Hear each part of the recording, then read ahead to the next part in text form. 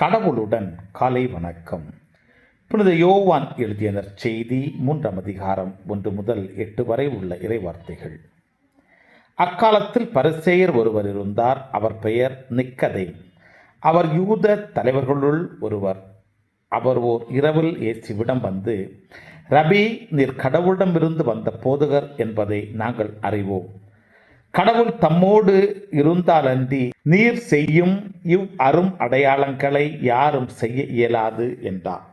இயேசு அவரை பார்த்து, மறுபடியும் பிறந்தாலன்றி எவரும் இறையாட்சியை காண இயலாது என மிக உறுதியாக உங்களுக்கு சொல்லுகிறேன் என்றார்.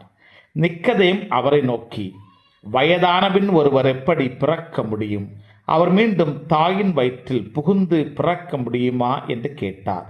இயேசு அவரை பார்த்து, ஒருவர் தண்ணீராலும் தூய ஆவியாலும் பிறந்தாலன்றி இறையாட்சிக்கு உட்பட இயலாது என்று மிக உறுதியாக உங்களுக்கு சொல்லுகிறேன்.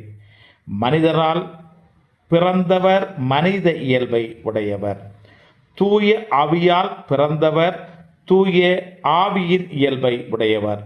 நீங்கள் மறுபடியும் பிறக்க வேண்டும் என்று நான் உமக்கு கூறுவது பற்றி நீர் வியப்படைய வேண்டாம்.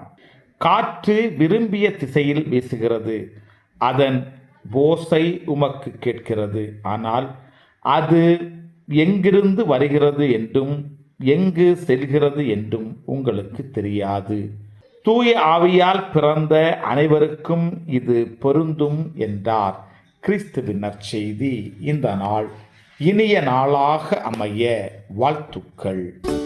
பல பல புதுமைகள், பெருமைகள், இனிமைகள் இறங்கிய நல்ல நாள், ஒரு நல்ல நாள், நம் தேவன் தந்த நாள். இது நல்ல நாள், ஒரு நல்ல நாள், நம் தேவன்